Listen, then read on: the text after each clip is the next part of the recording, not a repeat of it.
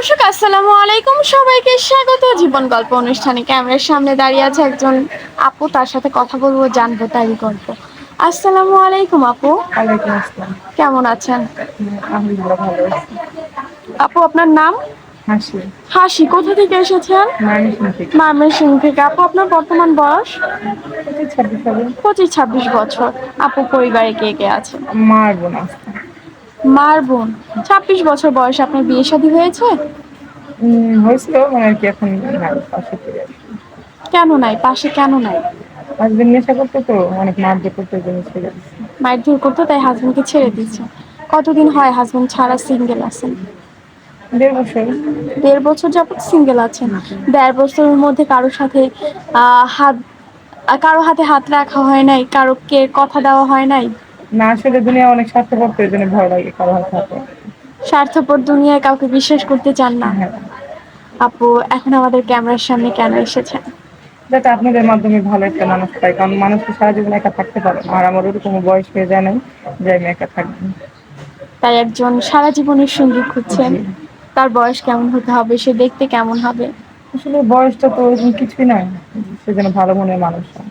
কারণ বয়সটা আর মানুষকে ভালোবাসা দেয় না, ভালোবাসা দেয় একটা মানুষের ভিতরে একটা মানে মন থেকে, সে মনটা ভালো হলে যথেষ্ট। মনটাকেই আপনি চাচ্ছেন? জি। আপু আপনি তো বিবাহিত, তাই না? জি। কোনো বিবাহিত ভাই যদি বিয়ে করতে চায় বা অবিবাহিত, এই মুহূর্তে যেহেতু অনেক দর্শক আপনাকে দেখছে, হ্যাঁ, তাহলে আমরা কাকে যোগাযোগ করিয়ে দিব?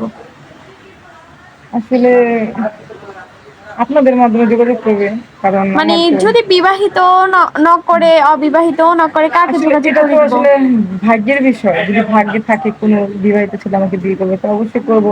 আর যদি অবিবাহিত, মানে আল্লাহ পাক জানে যে কার সাথে হ্যাঁ জুটি কার রাখা সাথে আছে? জুড়িয়ে রাখা আছে। আপু আপনার সাথে যোগাযোগ করবে কিভাবে? আপনাদের মাধ্যমে।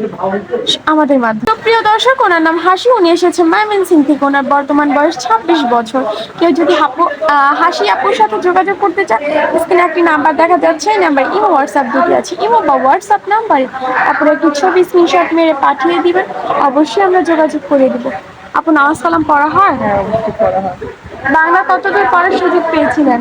ঈদ পর্যন্ত। 8 পর্যন্ত। এখন কি পরিবারের কাছেই আছেন? হ্যাঁ, মা আছে। মার বোনের কাছে।